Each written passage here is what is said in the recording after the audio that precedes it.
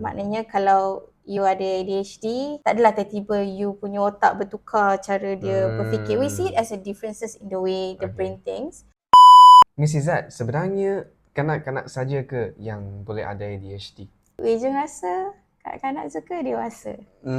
Saya rasa adult pun boleh ada ADHD juga, tapi mungkin sign tu berbeza. Yes. Actually, ADHD ni kalau kita fahamkan, dia adalah isu neurodevelopmental.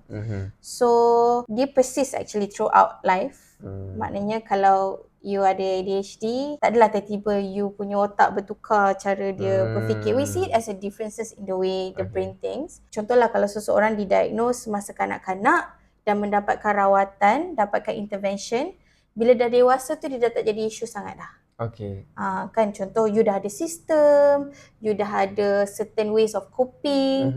So this issue related to ADHD, the impulsivity, hyperactivity, it doesn't become a problem in adulthood. Tapi the way your brain functions atau things is still the same. And ada juga yang mungkin masa kanak-kanak you tak detect pun tu ADHD. Mungkin parents just label dia macam dia ni memang budak nakal, dia ni memang malas, dia ni memang sepah, Messi, dia ni memang tak boleh harap. So you have these labels, tapi sebenarnya you are having this underlying issue, condition which is ADHD, in which bila dah dewasa, bila you mungkin dapat kesedaran ataupun some come with struggle dengan isu kesihatan mental yang lain macam depression, anxiety, jumpa doktor, jumpa mental health professional. Bila buat assessment, dah buat intervention for the anxiety, depression, and then kind of like figure macam ada symptom ADHD, then you buat further penilaian, then you figured you have ADHD. ADHD ni kalau you diagnose masa dewasa pun, sebenarnya symptom tu dah wujud dah sejak you kanak-kanak. Dia takkan tiba-tiba ada masa adult.